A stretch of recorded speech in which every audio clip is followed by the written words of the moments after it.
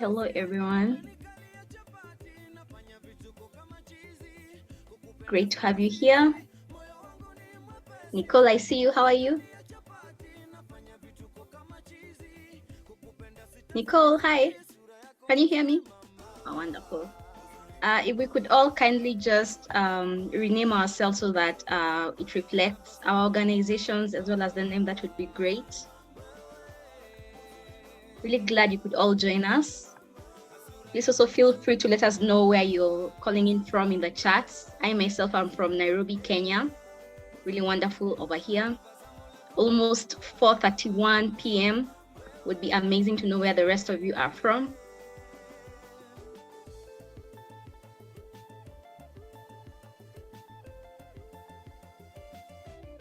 Seeing a few familiar faces. Hi, Rachel. Spencer as well. Wonderful to have you here. Wonderful to have you all. Daniel, all the new faces and the familiar ones as well. Oh, Madeira, wonderful. Feel free, go crazy on the chat. Tell us where you're calling in from.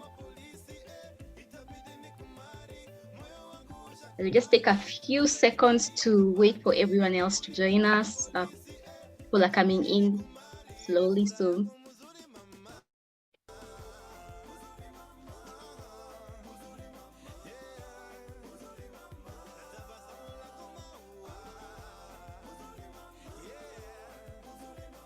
keep the chats coming. We have a lot of UK here. That's really wonderful. Vienna, amazing. US has a lot of representation as well. Really wonderful.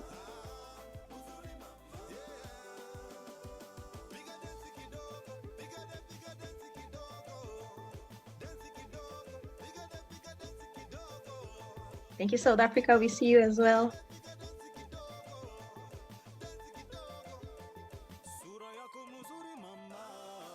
Before we kick into our session, we do have some few opening questions for you today that we would love you to just sign in and give your responses to.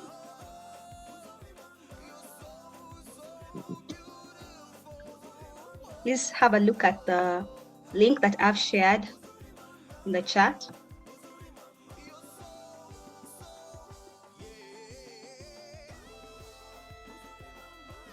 Kindly just go there for a few seconds and answer those quick questions. Nice to meet you, Beth. Washington, US, really wonderful to have so many faces from US. Always a pleasure.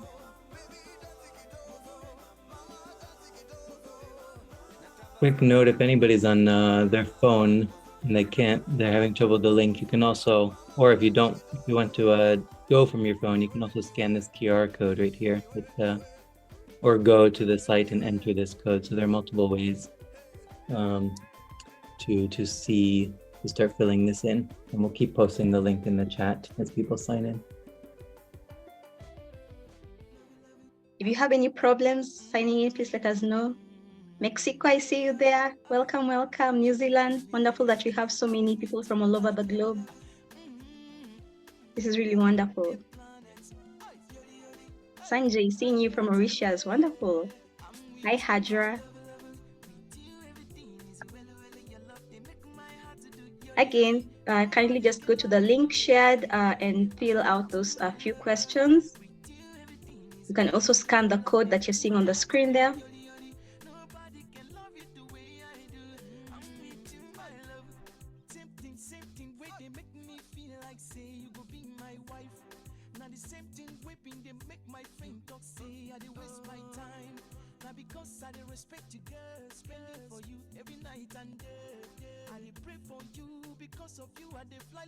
Wonderful, wonderful. We're seeing the responses coming in. So let's see. Have you actually formed a network? And we have some of the responses there. 12 people have formed and launched a network.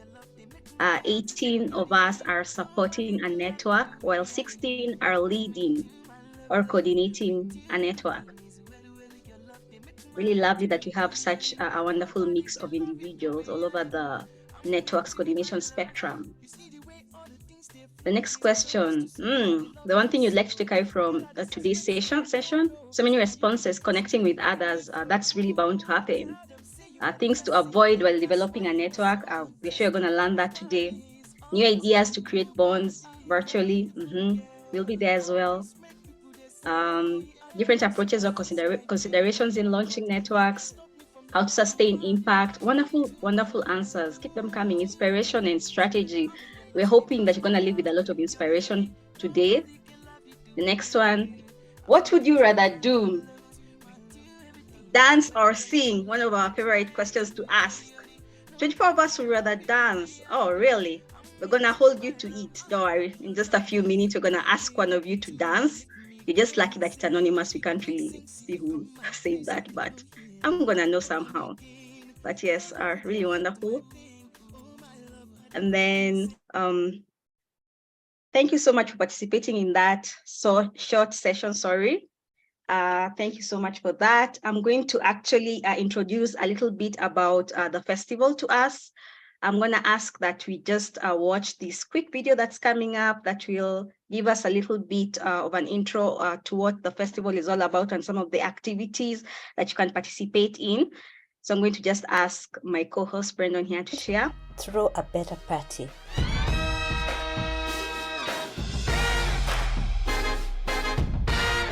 Addressing complex issues requires radically changing the way we work together. We believe networks are the incredible invisible forces with the potential to reshape our world. Thousands exist around the globe. They drive deep change across education, jobs, equity, climate, agriculture, biodiversity, migration, health, and so on.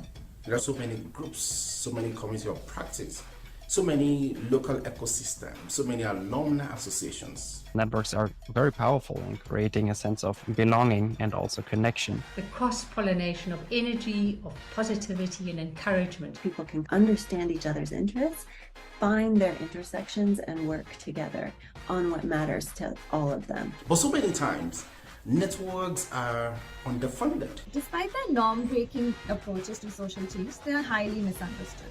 For most, how to do this amazing work is a little bit of a mystery. And we need to change that. There's an incredible wealth of knowledge and lived experience on how networks can and do change our world. That's why, across the month of May 2023, we will bring together thousands of network leaders, funders, conveners, companies, and governments to deepen our understanding of how to drive social change through networks. To learn together, to share together. Try out new practices, new ideas. And we will play. Some of the most impactful social change happens when people have fun together. We need to deploy the knowledge and the wisdom, the collaborative power to create magic that will make our world a better place. We'd love you to join us. Will you join us? See you there.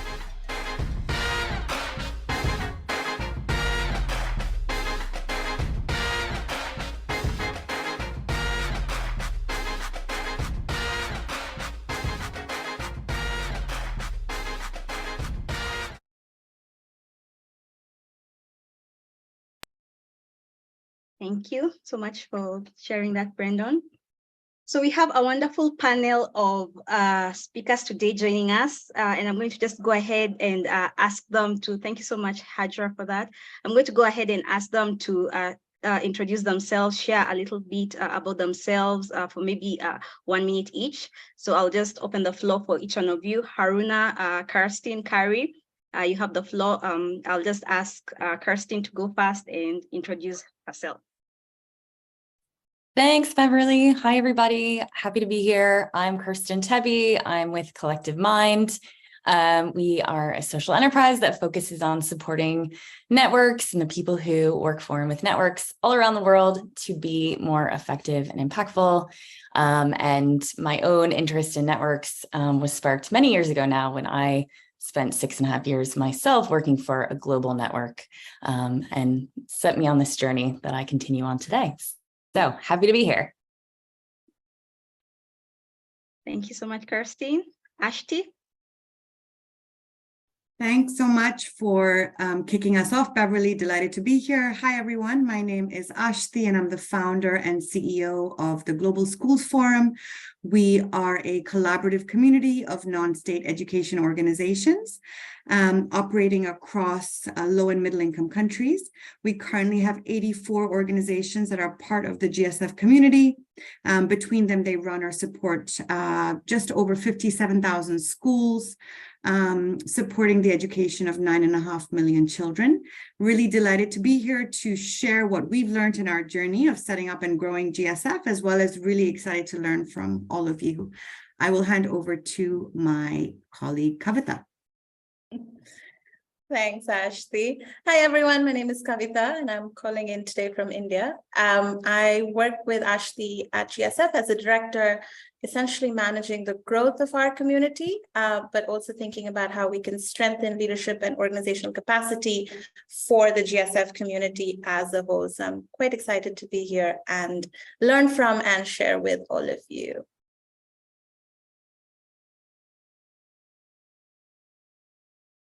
I can jump in and go next. Carri? Yes, Carri, please do.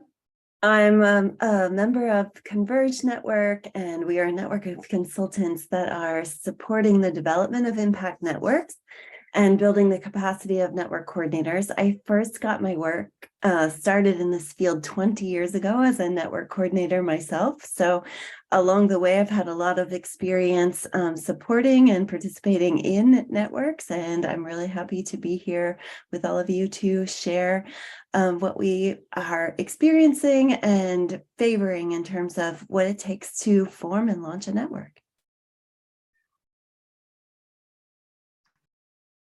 Thank you, Carri. And finally, Haruna. Thank you. I'm Haruna Abdullahi. I'm the president of CoCreative, Community Coalition for the Promotion of Peace and Living Together. So I'm involved in the development of a lot of networks in Africa and even with at the global level. So I'm very happy to be here with you to share and learn from you how to sustain networks and having impact in what we are doing. My work in CoCreative is in a peace building process and countering violent extremism. As you know, we are in the Sahel, and then we face a lot of issues of terrorism and extremism. So thank you for giving me this opportunity of being with you. Thank you, everyone. Sorry, the speakers, for introducing yourselves. I'll swiftly move over to Carri and ask her to take over for the second part of this. Carri, welcome. Welcome, thank you. Our question today is, what are the key steps and the success factors to building a thriving, resilient impact network? And we're going to find that out together. So how we're going to co-generate this is that the group of us has planned a mural board experience, and we're going to have a quick connection time in breakouts to talk a little bit about a gift you bring to the work and what attracted you to the session. And then we're going to jump in and we're going to co-generate. And we're going to look at the factors of the formation of impact networks, and we're going to look at that generally and then also over time. What kinds of things do you do first? What kinds of things do you do second? And then we'll do a little bit of sense making together and reflect on the stories of what we've been learning in this process. So we think that this is something that is different depending on context. It's different depending on the people, depending on the issue. And we want to source as much wisdom as well as the kind of underlying patterns beneath it, beneath our common experiences that we can share with one another. So we kind of recognize, which we offered in the poll this morning, that some people are coming having launched one, maybe a dozen different networks and brought folks together. And others of you here may be coming for the first time to learn, or maybe in an early stage of a process launching a network. So I think I will say that much for this moment and ask if we have someone ready on the back end with our breakout groups to get folks into trios. And I'm going to put a connection question into the chat for you all. So I'm going to ask Beverly, Kerstin. Yes, I am doing that. No worries. Great. Okay. Wonderful. And to everyone in the chat, I will say, when you get into your trio, the invitation is to share a bit about the work that you do, one gift that you bring to this work, and what attracted you to this session. Are we ready, Beverly? Just a minute, a second. So I am opening the rooms. You'll find yourself in trios. So just happening now. Thank you. Welcome back, everyone.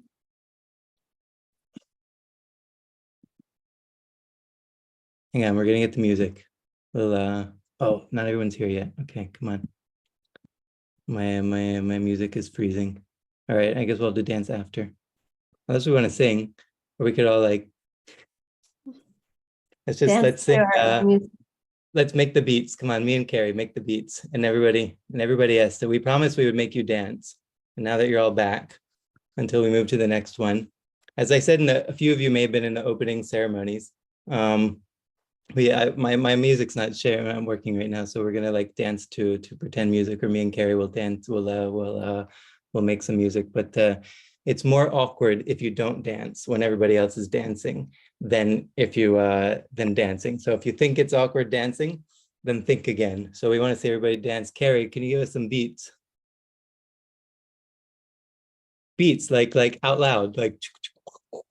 No, I don't do that. Especially before I've had coffee. All right, boom, boom, bum, bum, boom. All right, I think that's enough. Over to whoever is next. Oh, thank you so much for that, Brendan. I'll hand it over to our lovely Kavita and Aashti to take us through the next part. Amazing. Thank you so much, Beverly. I hope all of you managed to meet a couple of new people that you didn't know before and shared why you're in this session and what you bring that is special to you. So thank you so much for doing that. This is how we form impact networks, by getting to know each other. So what we're going to do now, and we're going to go into the mural board. I see that some of you are not able to access it. If you are, can you just use a thumbs up reaction so that I know at least some of you are in? If you aren't, then I'm gonna try and share the link again so that you can attempt to get in again. Give me 1 second. I just shared it, Kavita. Perfect, thank you. So what we're gonna do is we're gonna collectively think about what it means to form an impact network, to set up an impact network. And we're leaving the definition of an impact network open because I know it looks a little different depending on the type of work that you're doing. So what you're gonna see on the mural board, and I'll share my screen, is a few things. Right in the middle, we've got some yellow Post-its that talks about some of the areas that you might consider while setting up your impact network, right? So you might start with a purpose, a specific group that you're working with. You might think about how people join that network. Is it membership? Is it not? Is it open? What will the network do, etc. So there's a whole bunch of aspects or areas that you might want to consider while setting up an impact network. So using those or any others that we might have missed, what we're going to co-create is really what a first year of setting up the impact network would look like. So what would we do in Q1? What would we do in Q2, 3, 4? And maybe there's stuff that we're going to do in years 2 and 3. So we've kept that open for you as well. But ideally, we'd like to co-create ideas from you, learn from many of your experiences in having built impact networks before. So just feel free to pick up Post-it notes from over here on the side and pop in your ideas anywhere that you please on the mural. We also, on the left, have some open space for any questions that you might have. Are there things that you're pondering, questions that you haven't quite worked out, specific challenges that you're trying to figure out? Pop your questions in there. When we get out of this mural board and we go into the reflection section, we'll start taking some of those questions and see if we can use our collective knowledge to answer them. So we're going to do this as kind of a group think exercise. So use the next 10 minutes or so to start popping in your ideas for milestones and tasks that you want to get accomplished in creating a network.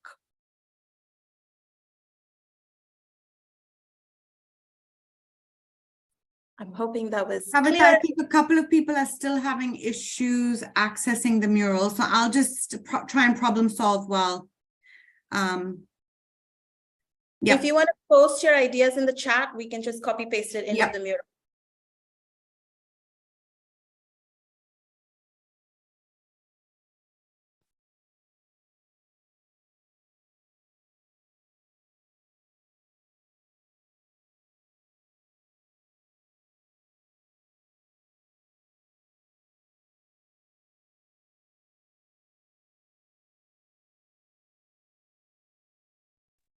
I also wanted to say that we can right click and duplicate on the post-it if we want to have more of the same post-it.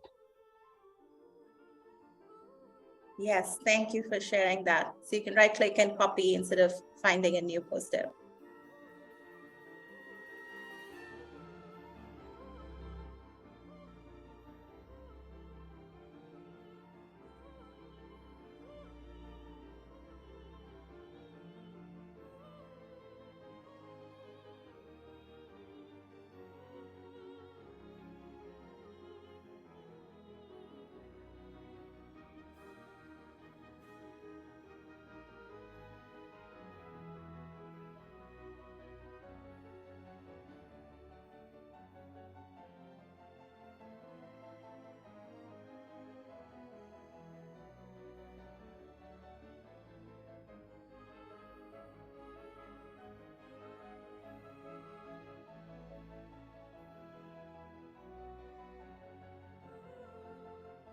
I would also suggest we go into a little more detail if you'd like, because I know we've got the big categories, but if there are specific aspects that you want to dig into there or you have in setting up your network, feel free to share those also.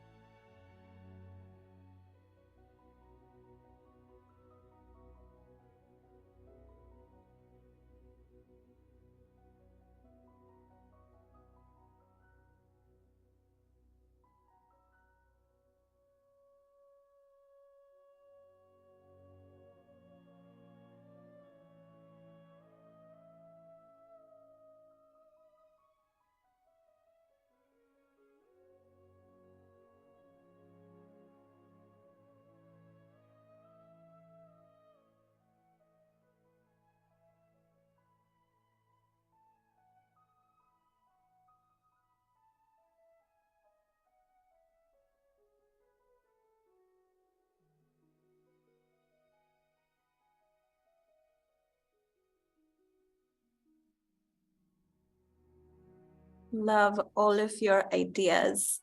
Keep popping them in.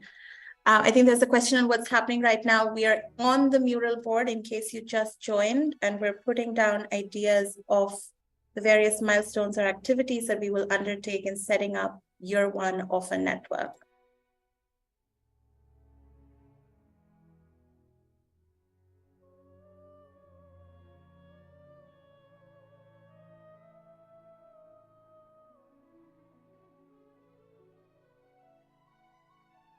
Kavita, can we share our screen so that I can share my screen so that people who can't access Mural can see what's happening? Sounds good.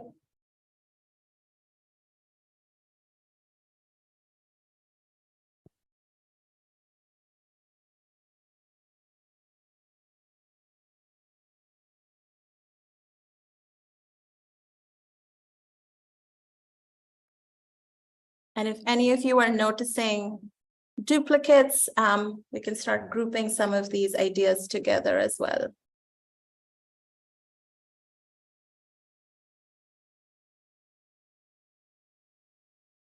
Unfortunately, I can't, unlike Teams, I can't zoom into this or zoom out. So I think for those of you that are not able to access Mural, we are currently just showing Q1 and Q2. But as you can see, we've got post-its going all the way through, but I think probably the most active is the first half of the year, so quarters 1 and 2. So let me stay here for a minute and then I'll move over. I'm sorry, guys, I'm not very good at moving my stickers.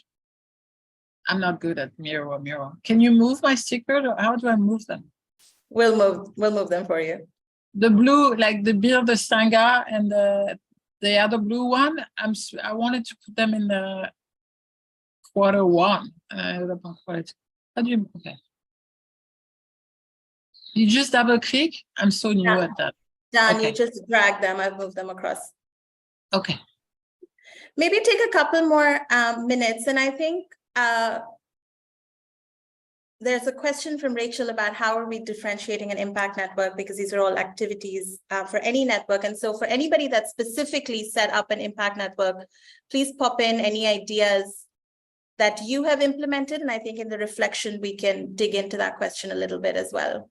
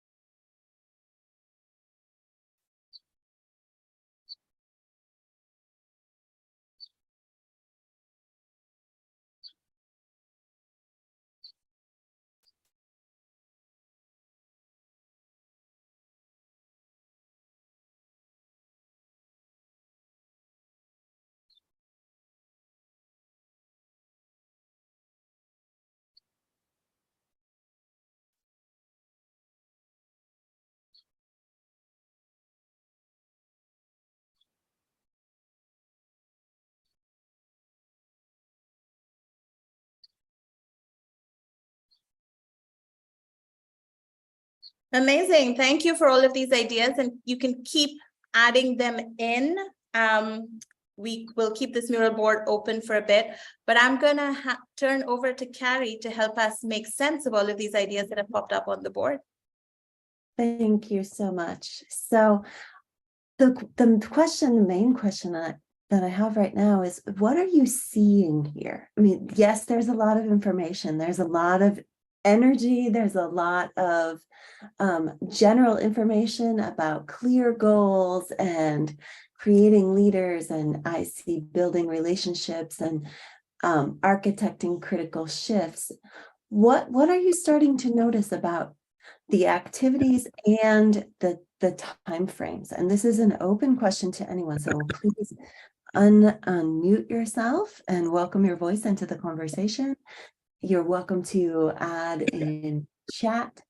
I hear Rick saying, what is the fairest question of all? How can we collaboratively design? How can we collaboratively network to co-design meta-governance? That's a very big question. And I see focus on relationality and our capacity to listen and to pay attention. What else are folks seeing?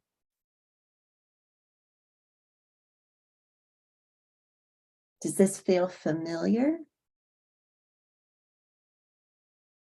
One thing that's standing out to me is that I noticed that there's a lot about structure and governance and roles that carries through. And as we move toward Q3 and Q4, that we start to see a little bit more about impacts and starting to form network initiatives. And it seems that culture and fundraising and relationship building seem to be in all of the sections.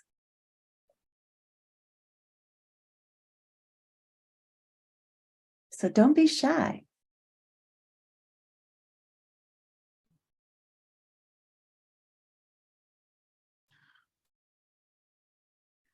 Adaptive learning structures. I see that. I hear that from the chat. Do you want us to say more, Manushi, about what that looks like to you, or what work you've done in establishing? Sure. Right now I'm a monitoring and evaluation fellow with Collaborating for Resilience, and our work is in environmental governance, where we help civil society organizations foster relationships with NGOs and other partners from the private sector, government, etc., for responsible governance of natural resources. And one thing in my experience I've learned is that networks are living structures, and you need to constantly adapt and learn based on the context, which is ever so complicated, and it changes at the snap of your fingers. And there's no one-size-fits-all approach. So, for instance, what I learned from Cambodia is not really working in Nepal, so I have to adapt very quickly. And I think that really will lead to a winning coalition. Thank you for that. I saw a +1 for your comment. I think that matches my experience as well. Who else would like to share about your experience and what else may be missing here or want to highlight? I see a comment about also a Sangha, and that is a new one. And where did it go? It was here in blue, and now I don't see it.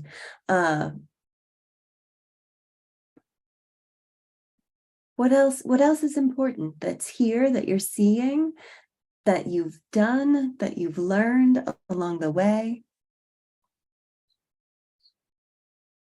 I want to invite many voices in, and I know that there's a lot going on and a lot to look at as people continue to add content to this board.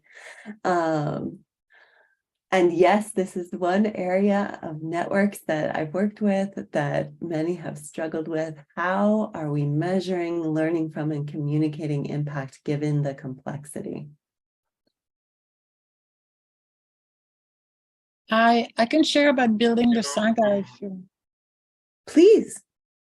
It's just, for me, I'm a Buddhist student, so I guess the word Sangha is becoming more of a not just Buddhist terms, but like it's a community of like-minded people who are working together on creating change and system change and transformation. So it's not that we are not accepting anybody, but it's interesting that people are like they share values and vision and dreams.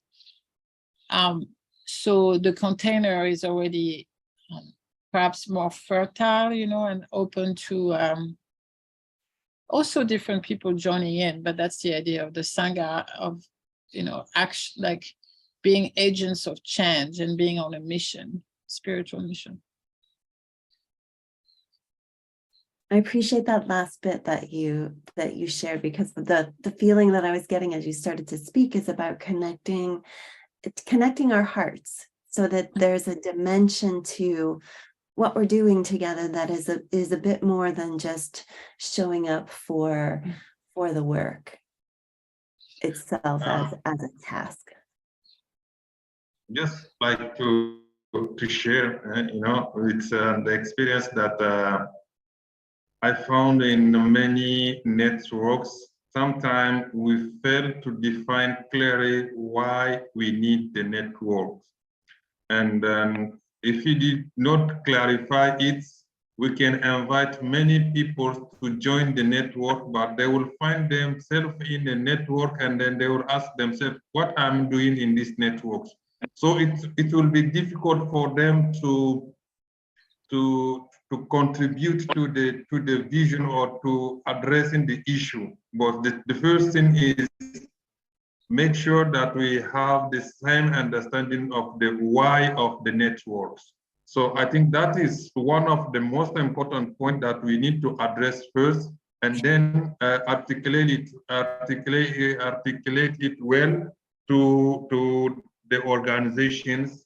And then if they join, they know that the mission is shared, the vision is the same, and then they are in the same context.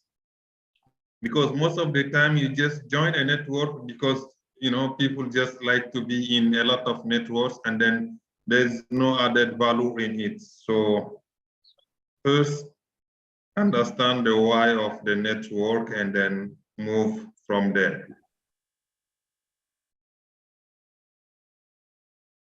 Thank you so much. Do other people, I see heads nodding and, you know, scrolling through. Do others feel like that resonates, that importance of being clear about what the network can do and why we're all there as a beginning and an important start? I'll just add something in terms of, and I've been building networks for many years now, and you often build a network and at the outset you believe that you have the vision intact. In fact, I developed something called a community design canvas, which was kind of like the lean business model canvas, and it had the what, why, the measurement, what success looks like, the vision. But often as the network starts communicating with you, you may have to pivot your views on, you can't be so steadfast in your initial thinking. Someone earlier mentioned something about, I think in our breakout room, about a network being so top down. That's, while you need clear leadership, top down for a network is potentially the death knell of a network. So you have, the listening is often about the diversity within the group and what they're looking for. And sometimes unexpected audiences come and they have unexpected needs, which you didn't even think at the outset you could accommodate. That's number one. Number two, what we're doing a lot of is we're starting to create user journeys. So if you arrive in the network, we do a lot of in education. If you arrive in the network and you're a teacher, as opposed to if you're a policymaker from a ministry, your user journey is very different and what you're looking for out of the network is very different. So you need to be guided on that journey. Thank you, Janice. That what you just shared really resonates with me, because I often hear people in networks asking, you know, how do we accommodate the different desires and the different potential experiences people are looking for in the network? And I think it's true for many networks that people arrive and would like to participate, and they are people that they never anticipated, which goes back, I think, to an earlier comment about the network as a living and adaptive system. So we saw a question about behavioral governance, and I want to give the person who offered that a chance to step in and share a bit more. Oh, that was me, Rachel. And it's perhaps it's a slightly kind of exclusive term, really. When I talk about governance, I talk about, the structures, processes, and behaviors. And those behaviors really are about, it's what other people have identified in terms of the importance of culture and values, but not just identifying what your, kind of shared values might be and what they are, but then saying, well, how do we demonstrate this? What would it look like if I'm behaving in an open and transparent way? What are the behaviors associated with that? What would it look like if, yes, I'm trying to think of sort of other kind of, key principles or values that you might define in terms of ways of working together. And it's really important, I found, when you're working in a distributed model, which is what a network model is, and you've got different parts of the network working kind of globally and all over the world. And if you have a very strong identity, a very strong set of principles and values, your kind of behavioral governance, if you like, it's the glue that helps you kind of walk together in different countries and contexts. And so I really think that's really critical. And it enables as well the building of really strong relationships of trust. Because if you have a co-created and agreed set of, let's say, principles and behaviours that you would agree to abide by, then you have a form of peer accountability and mutual accountability that you can hold each other to account to. And it just really also helps to build the strength of the relationships across the distributed and dispersed networks. Thank you so much for speaking to that. There's so much wisdom in this group and so many things to share about what's here and the different tools and pieces and capacities that we have and are bringing to this work. And I think probably likely inventing in response to the living systems as we're engaging with them. So I want to thank you all for this complex and slightly chaotic experience in Mural Board, as it always is. I think one of the things I hope for us as participants and sense makers and leaders in the midst of swirling, evolving changes, that we can definitely move with the waves of change, and we can do that together.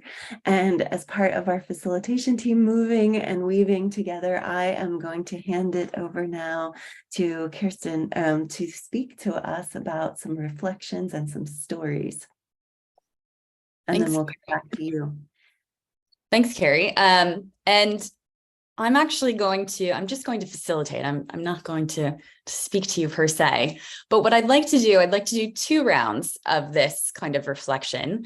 So first, I would like to ask my other co-hosts about their reflections, and then I'm going to pose a question to all of you to reflect upon. So in this first round, I would love to hear from my co-hosts. So Carri, if you have something, Haruna, Kavita, Aashti, what thoughts, reflections, experiences, ideas are coming up for you if you wanted to share something with the group? Anyone that would like to jump in from that Thanks, group? Kerstin. Maybe I can kick off and then others can jump in. I was just so struck by this one Post-it, which is culture, which I saw somebody had put in all 4 quarters. And for me, setting up GSF and trying to identify a sense of shared culture or shared community was probably the most important thing that we did. And it was at a time when it was just myself and one more person in the team. So just trying to establish that sense of shared identity and what it was that we were trying to do through the community that we were establishing at Global Schools Forum, and establishing that it was a culture of sharing and collaboration was probably the first and most important thing that we focused on. And building that shared sense and community was something that we took a couple of years really to consolidate and to ensure that everybody that was joining the community understood that it was about pulling information, but also about sharing information. This was only going to work in as much as the members of the community were willing to share their struggles, their successes, their challenges, and come together in a spirit of learning.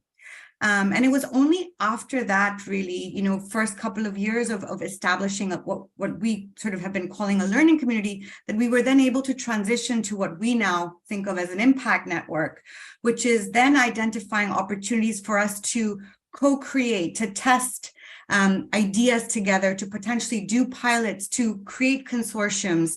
But that came, in year 4, year 5. It was a journey that we took together.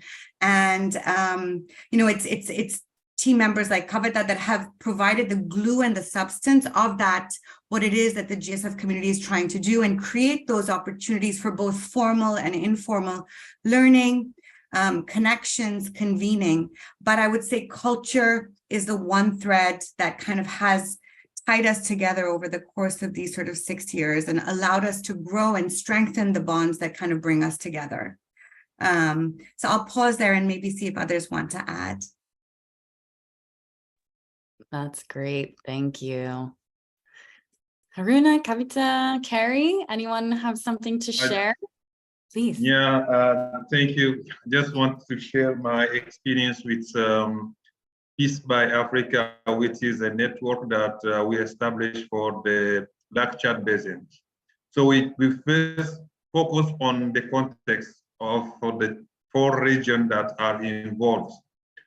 And then when we just established that we are sharing the same issue, the same difficulties, and that was the thing that brings us together. And then we just identified organizations coming from Niger, Cameroon, Chad, and Nigeria, and who is working in peace building, in rehabilitation, reintegration process, and countering violence, extremism. And that gives us the opportunity to have among us many organizations working on the issue that we wanted to address. But in order to solve the problem of resources, because working in a network needs a lot of resources.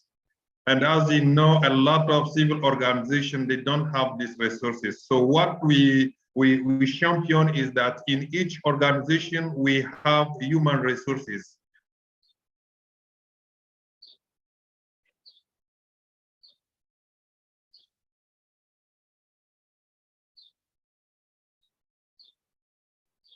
Uh-oh, I think we might have a glitch.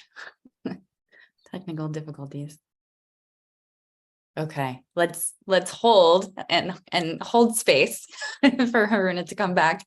But in the meantime, Kavita or Carri, if either of you want to share something, and then if Haruna comes back, we'll welcome him back in. Yeah, I can jump in really quickly. I know Aashti talked about culture and maintaining that in the past 6 years at GSF, but there's also a couple of questions about how do you stay engaged with the community and use that information in defining the work that you're doing.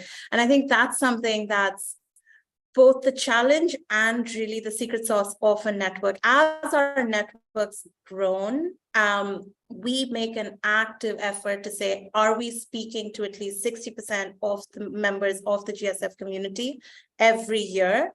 Because it's their voice, their challenges, their priorities that are essentially driving the work that GSF does. So constantly being reminded of that and being on top of kind of their needs is really, really critical. So really thinking about how you're managing knowledge. We're not the experts on that. We're trying to get better, but I think it's a key component of the network as well. But also really thinking about, are you getting a diverse set of inputs in? I know there was a couple of comments earlier about just context being very different. And as an impact network that we are currently working with members in about 55 countries, how are we learning from those countries, but how are we also contextualizing some of the work that we're doing that benefits multiple people, recognizing that we can't get it right all the time and that we can't get to all the members of the community, but you have enough information to be able to contextualize the kind of offers that we have for them. So I think just constantly listening to the community and being pretty agile and responsive to their needs and the impact that they're trying to.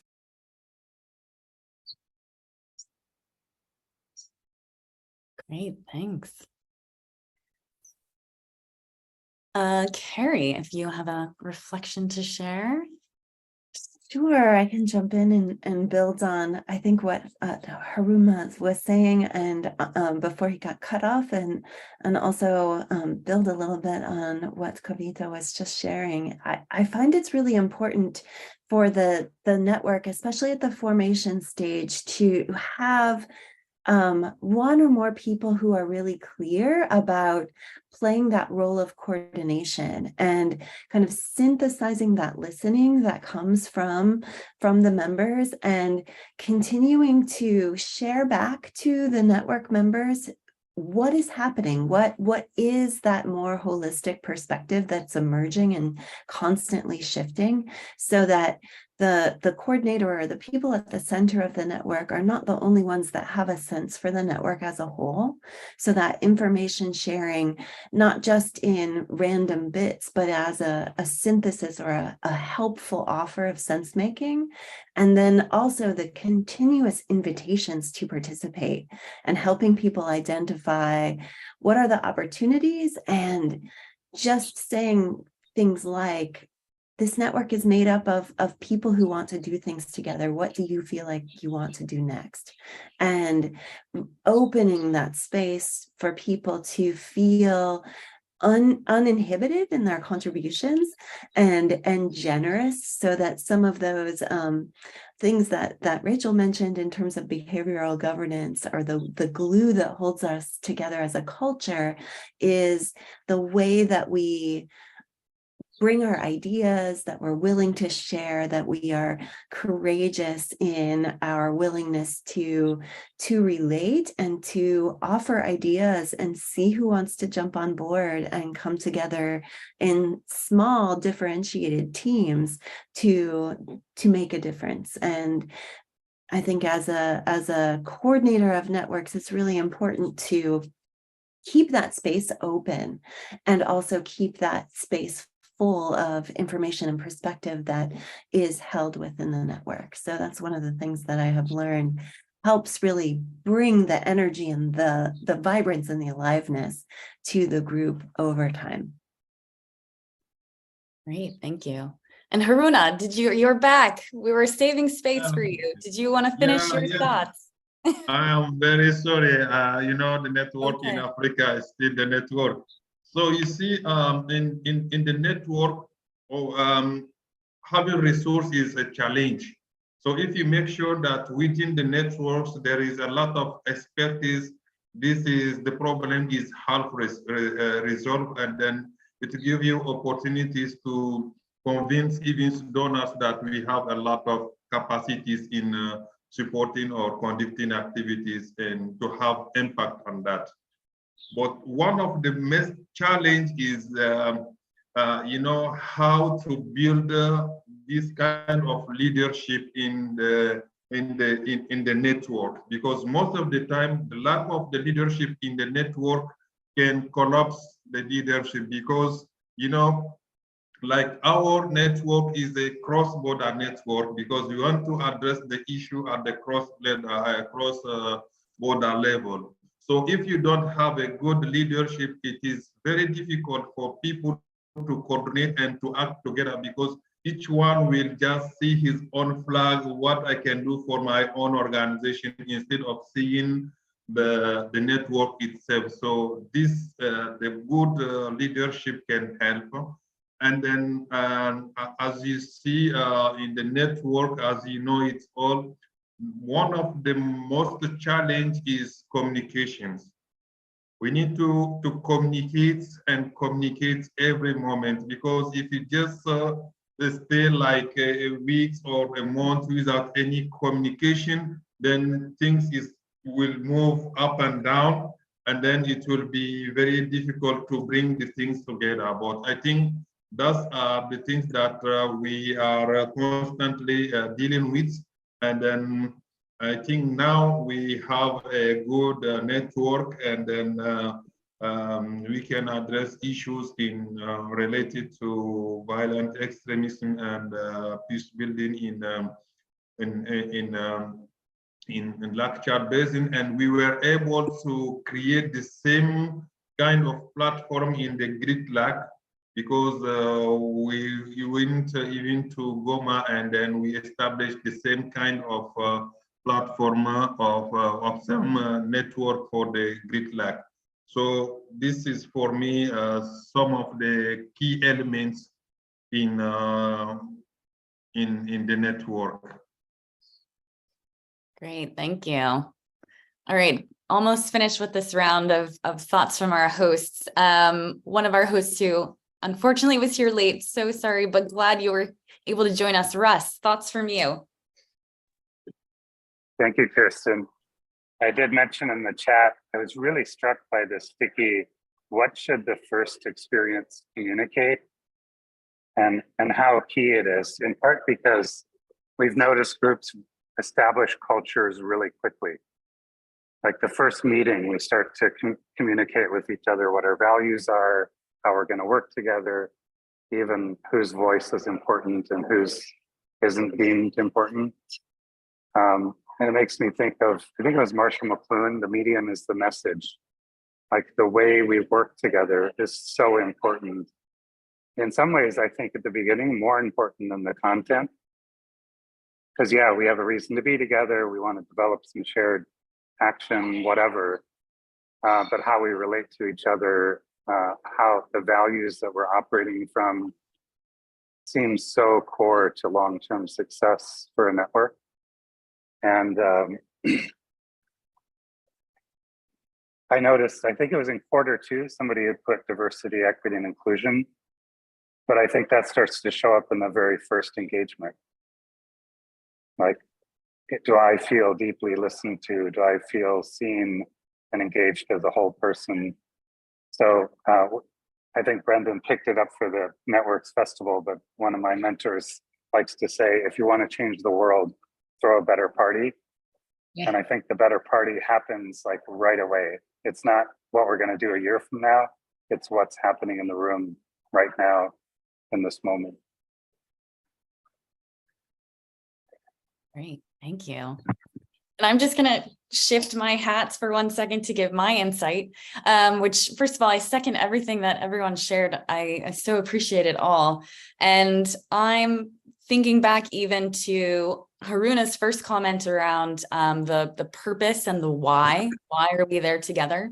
And I think that setting that from the go is so critically important, because if it's not demonstratively clear to everyone that there is a reason to be together, that there is something to do together that we can't do separately, then the network will not get off the ground, right? It's not going to go anywhere. So this idea of really from the beginning being able to create even small ways, small, low-hanging fruit type of activities and actions together that begin immediately to demonstrate, yes, we are better together. Yes, we need to be in this space together. There's a shared purpose. There is a shared why. It is clear.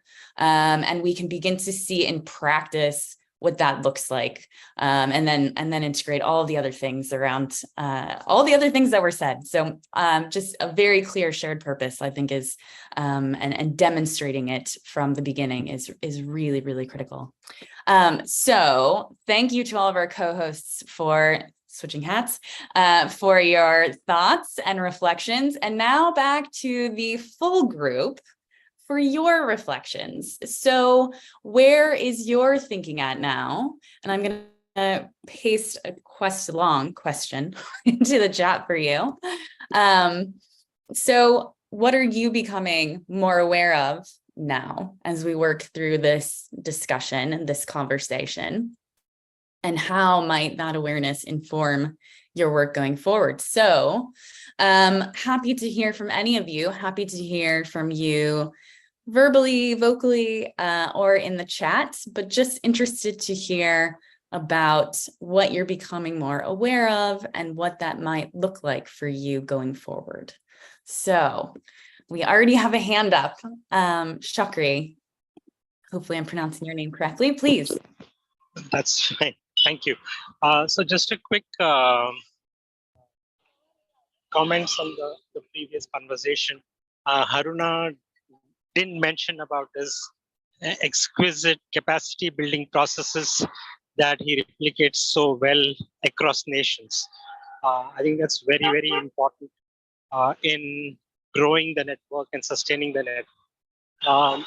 Also, I think there is a sense, at least in Africa and maybe in Asia as well, definitely in India, for having women governed, women are in the governance roles for these networks. And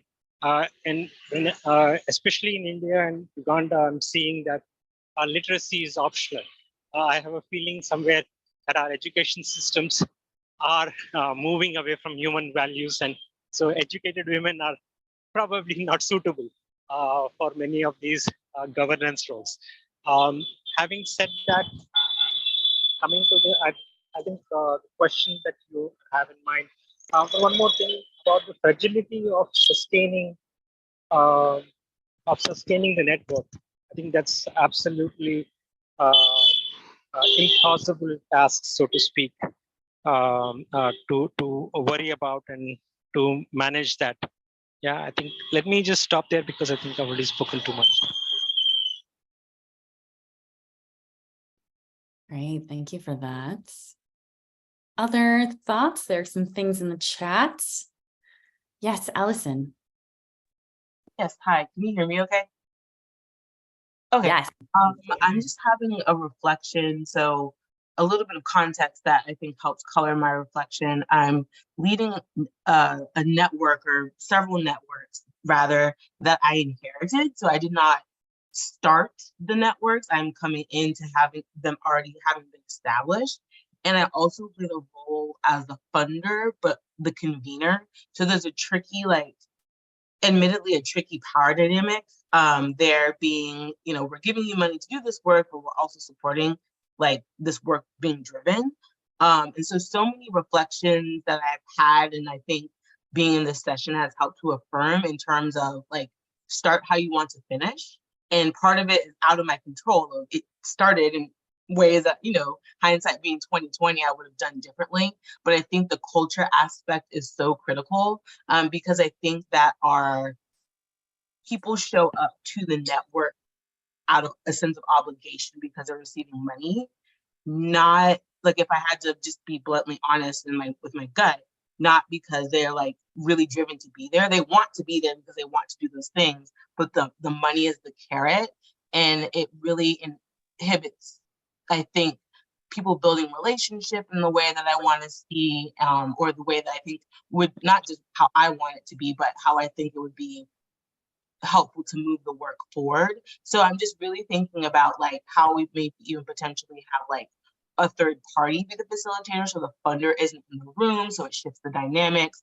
Really, kind of trying to just push a reset in terms of establishing culture and making it a space where folks want to be. And really the money is there to help facilitate the work, not having them handcuffed to it, right? Really as a resource, not just as an obligation. So a lot of reflection that I'm having, and looking forward to continuing to look at the mural board to see what the ideas there are for redeveloping. So thank you for letting me share. Great, thank you, Allison. And just before I come to Spencer, so just want to note that there are some things happening in the chat. So some comments around stages of involvement, who should join in early stages, things of that sort. I'm just pointing you to these points in the chat. More aware that the problems I find are not unique. Yes.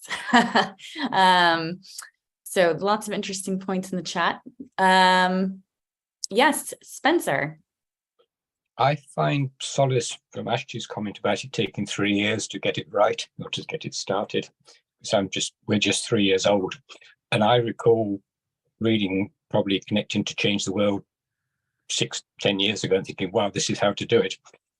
Started to bring pet advocates together and then realized, oh, they're not going to suddenly go and collaborate on their own project like you do with NGOs and things, which has been a real learning curve for me and a learning curve for members.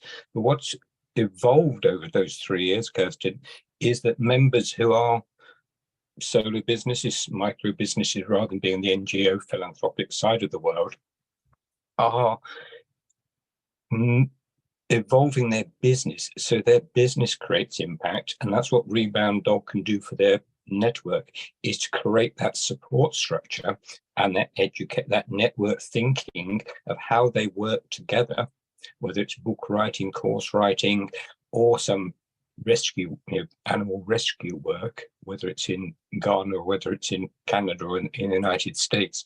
And that's what's evolving. So what I'm seeing as founder, lead, whatever, of Rebound Dog, is the membership is becoming very much a for-profit social entrepreneur in the pet advocacy space that is changing the world collectively through collaborations that are willing to work on projects through education and so forth, and use their business and their previous knowledge outside of the industry to do it, which is a whole different ballgame from what most of you operate in.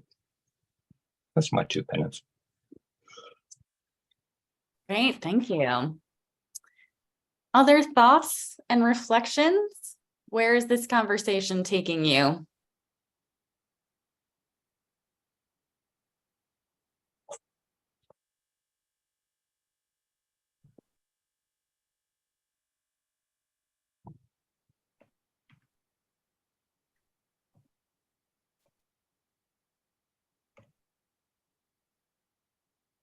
There's a flurry of activity in the chat as well.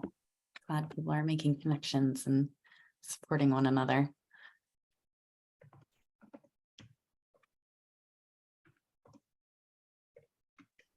Any other thoughts about how this conversation might inform you going forward?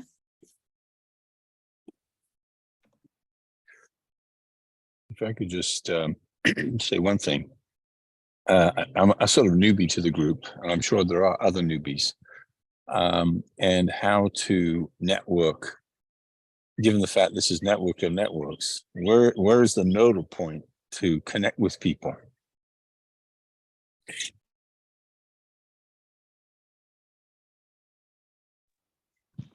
So one nodal point is the weaving lab, which I find exquisite. The other I'm finding Catalyst 2030 as a phenomenal resource. Could you put those links? I'm on my phone, so it's a bit difficult. If people could put their favorite nodal points for networking would be great. Yeah, absolutely. I'll just put the links in the chat.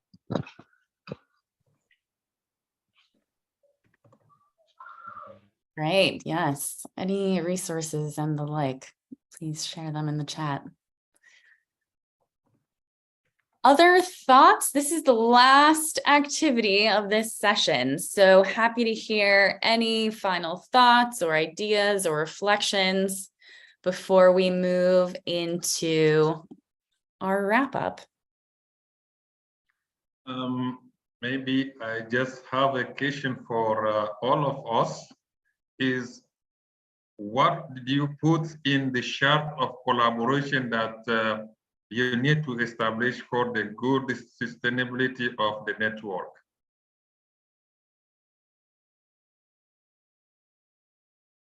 Can you repeat the question one more time so everyone has it? I say, yeah, what elements or do you put in the chart of the collaboration, like condition of collaboration? Because we need to have this chart of collaboration where everyone will engage to respect the chart of the network. So what will be the element that you will put in that chart? Mm-hmm. Maybe if you can just use that mirror and then say, okay, this and that, and then we'll have a content for the shape of good conduct of the network.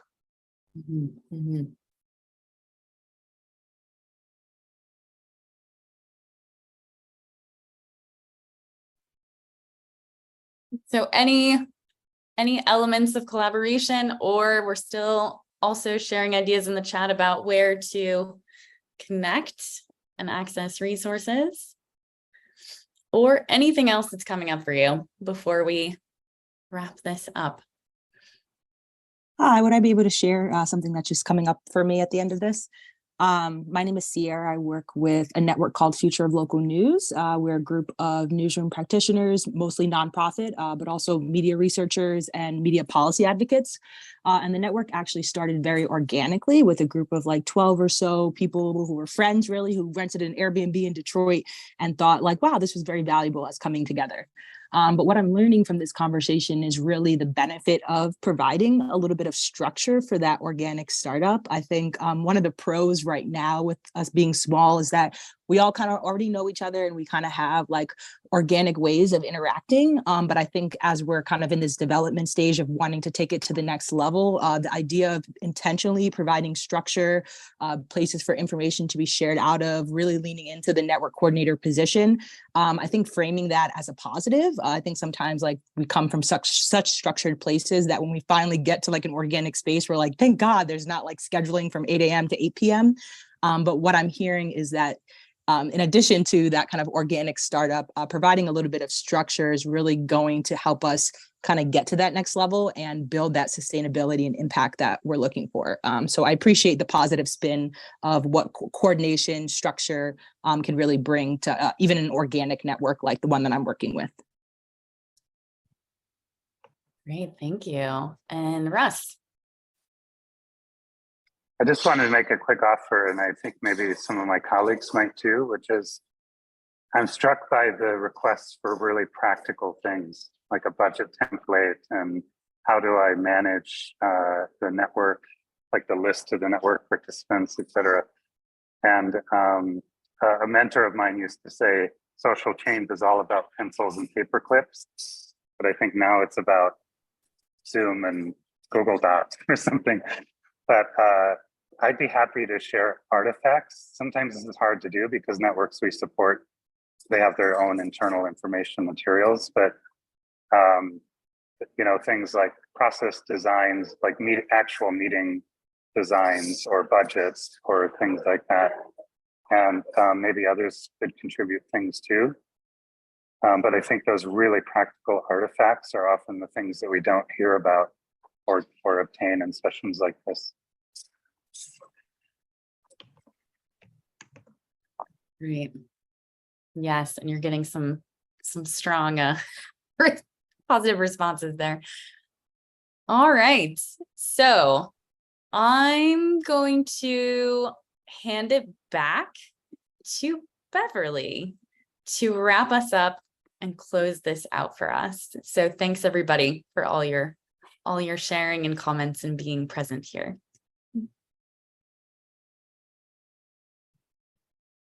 Thank you so much, Kerstin, for facilitating that wonderful session over there. So many needs coming through. I can see some of us want to connect with others. Some are asking for specific things, just as Russ has shared a few seconds ago. So what I'll ask us to do is just take the next 6 minutes to go through the 3 links that will be shared there on chat. The first thing I'd like us to do is to maybe message someone who you want to connect with after this. So you can go ahead and send them your email address or ask for their email address. This is your opportunity to really reach out to people you'd like to connect with. If you want to leave your contact on the chat, you can be able to do so as well. So really take this opportunity to build those relationships you want to. Second of all, I'd also like us to fill in our needs an offers sheet. So you will see the link on the chat. And what you'll do is just basically go in there and input whatever things that have come out strongly for you that you actually want, be it tools, be it resources, input them there and we'll go through them, and then we'll be able to reach out to you later on and link you up with people who will be able to provide that for you. If there's anything you can be able to offer others as well, please please fill that into the offer sheet as well. And then finally, there's also a link to your takeaway, so you can share a few some of your feedback with us, the things that have stood out for you, some of the things you'd maybe like to see more of, and maybe to have also a sense of what's to come next. So please go ahead and click on those links that you see there. Go ahead and message whoever you want to message. Put on chat whatever you'd like to put. Thank you for those who are already leaving their contact details. So we'll just take the few minutes coming up to do that. If there's any question, feel free to ask as well. All these some things are me playing with Mentimeter. I don't know how to delete them. Ross, maybe you can tell me how to delete them. Every answer has something, but that's not the participants. Speakers don't take that negatively. Beverly, I'm noticing some people are signing off, but we haven't told them our signing off ritual. So maybe you want to tell them before. Yes, please, before you sign off, do unmute your mic and go ahead and just let the team know your thank you, your appreciation note, and yeah, just wish everyone a wonderful day before you go.